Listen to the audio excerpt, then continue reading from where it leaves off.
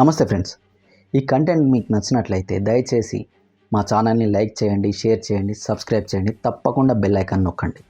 Friends, అమెరికాలో Donald Trump ఘన విజయం సాధించాడు.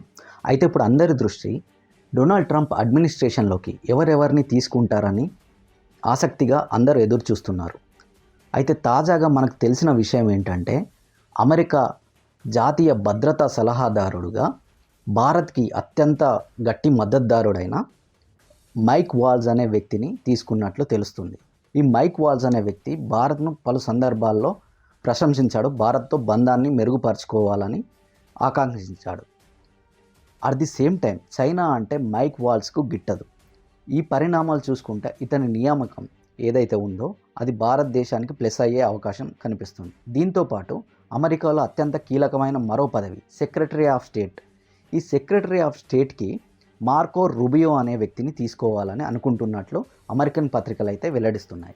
ఈ మార్కో రూబియో కూడా భారతదేశానికి అత్యంత అనుకూలుడు. భారతదేశంతో సంబంధాలు, అమెరికా సంబంధాలు మెరుగుపరుచుకోవాలని పలు సందర్భాల్లో ఆయన చెప్పాడు. ఇండో పసిఫిక్ రీజియన్లో అమెరికా ఇంట్రెస్ట్లను కాపాడాలంటే భారత్తో వ్యూహాత్మక, సైనిక పరంగా గట్టి సంబంధాన్ని ఏర్పరచుకోవాలని చాలా సందర్భాల్లో చెప్పాడు ఈయన.